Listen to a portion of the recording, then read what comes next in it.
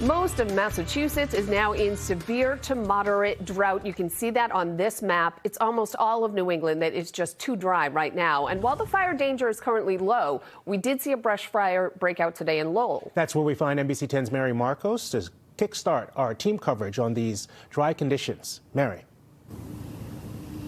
Well, guys, firefighters are starting to wrap up here. They rolled up their hoses. You can see them still here down by the gate. But this brush fire is just a reminder of how quickly these dry conditions can get dangerous.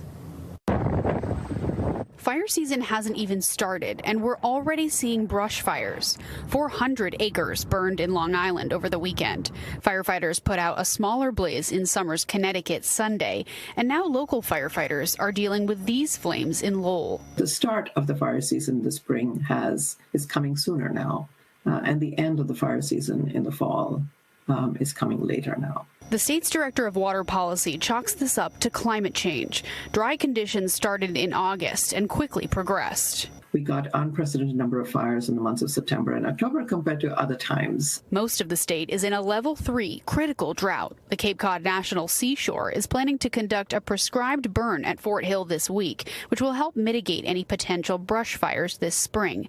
And local officials are trying to get the word out. I think they're going to be surprised that, we had a pretty rainy, snowy winter, and I think they're going to be surprised that we're still in a drought. Wells in Topsfield are the lowest they've ever been this time of year, prompting the town to implement a total outdoor water ban. These are going to be the strictest restrictions we've ever had to impose. As the weather gets warmer, officials are asking people to conserve as much as possible.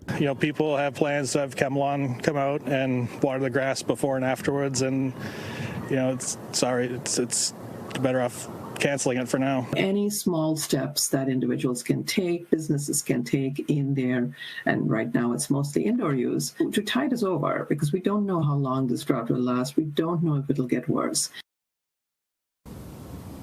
Now, officials say it's going to take more than a couple of rain showers to address the some 12-inch deficit for most of the state. They do expect the drought to continue for another few months. Live in Lowell, Mary Marcos, NBC 10 Boston. Yeah, it takes a little while, Mary. Thank you. Let's bring in First Alert Chief Meteorologist Pete Bouchard now for a deeper look on the drought. Pete? Took us a long time to get into it, obviously. It takes a long time to come out. Well, although we could go into a wet spring and erase some of this deficit, we're going to watch this as we go through the next couple of weeks, because even a few dry days can make a huge difference in fire danger. Look at this. We go back to September. August was above normal, by the way, of 2024 for precip. But since September, it is just barely in Boston below normal, but it continues the trend. That's the problem, too. And then we see the average number of wildfires by month in April is looming large, isn't it?